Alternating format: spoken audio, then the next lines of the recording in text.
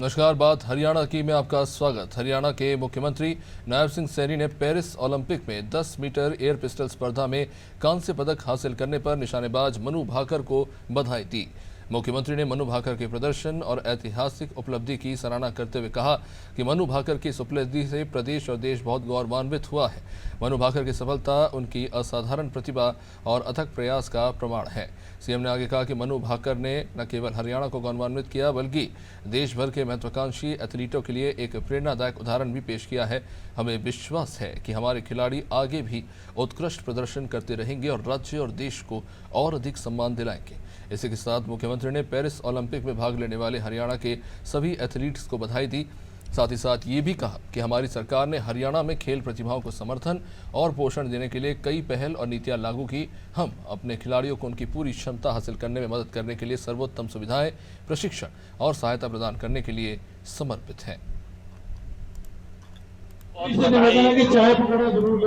शुभकामनाएं देना चाहूँगा कि उन्होंने भारत के सम्मान को, हरियाणा के सम्मान को, तिरंगे के सम्मान को ऊंचा किया है।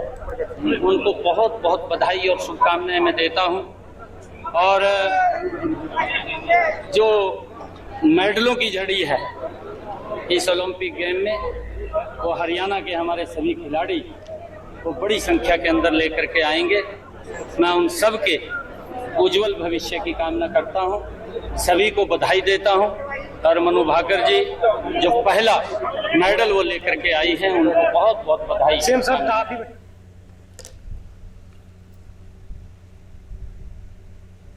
नायब सिंह सैनी ने दिल्ली में आयोजित नीति आयोग की नवी गवर्निंग काउंसिल की बैठक में भाग लिया।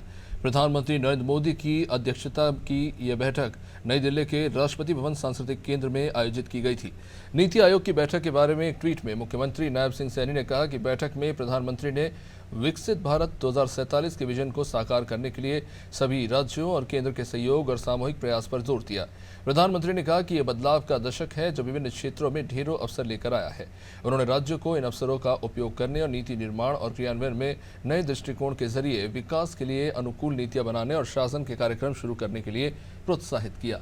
नीति आयोग की बैठक के बाद मुख्यमंत्री नायब सिंह सैनी ने भाजपा मुख्यालय में आयोजित भाजपा शासित राज्यों के मुख्यमंत्रियों की बैठक में भी भाग लिया।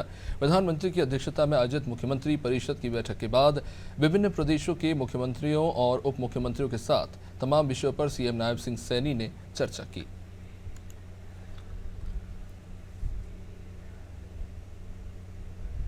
रविवार को मन की बात कार्यक्रम में प्रधानमंत्री नरेंद्र मोदी ने रोहतक की महिलाओं का उल्लेख किया।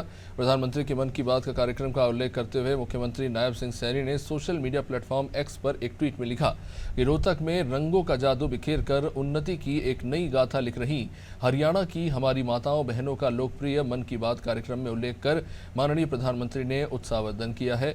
मुख्यमंत्री नायब सिंह सैनी ने आगे लिखा कि प्रधानमंत्री के नेतृत्व में हर स्तर पर स्टार्टअप और सेल्फ हेल्प ग्रुप को बढ़ावा देने का ही आज ये नतीजा है कि रोहतक जैसे छोटे शहरों में रहने वाली 250 महिलाओं ने साथ जुड़कर और आर्थिक रूप से आत्मनिर्भर बनने का ये गौरव हासिल किया। सीएम सैनी का कहना है कि हरियाणा सरकार की नीतियां हमेशा ही इसी तरह के प्रयासों को गति और सहयोग देती रही है। विकसित भारत के निर्माण में हरियाणा का योगदान अविस्मरणीय होने वाला है।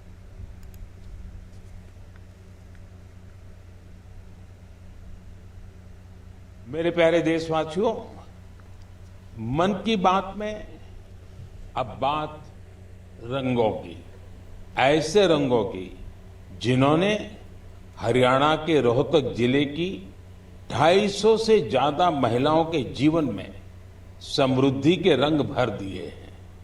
हथकरघा उद्योग से जुड़ी ये महिलाएं पहले छोटी छोटी दुकानें और छोटे मोटे काम कर गुजारा करती थी, लेकिन हर किसी में आगे बढ़ने की इच्छा तो होती ही होती है।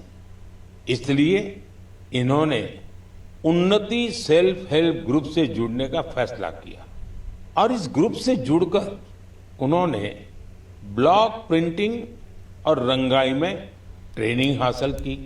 कपड़ों पर रंगों का जादू बिखेरने वाली ये महिलाएं आज लाखों रुपये कमा रही है। इनके बनाए बेड कवर, साड़ियां और दुपट्टों की बाजार में भारी मांग है। साथियों, रोहतक की इन महिलाओं की तरह देश के अलग अलग हिस्सों में कारीगर हैंडलूम को लोकप्रिय बनाने में जुटी हैं।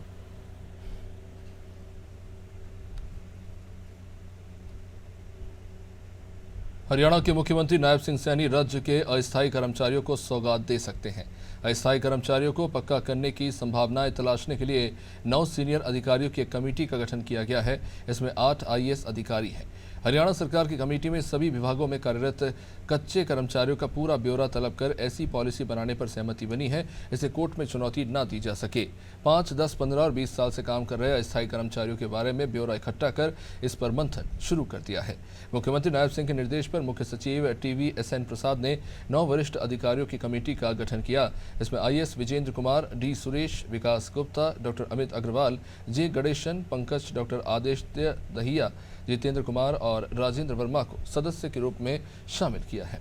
अधिकारियों की कमेटी को कच्चे कर्मचारियों को पक्का करने के तमाम विकल्पों पर जल्दी रिपोर्ट देने को कहा गया है। इस रिपोर्ट को 5 अगस्त को मुख्यमंत्री नायब सिंह सैनी की अध्यक्षता में होने वाली राज्य मंत्रिमंडल की बैठक में भी रखा जा सकता है। यदि इस कमेटी की रिपोर्ट पर अमल होता है तो मुख्यमंत्री की पहल पर राज्य के अस्थायी कर्मचारियों को स्थायी होने का तोहफा जल्द ही मिल जाएगा।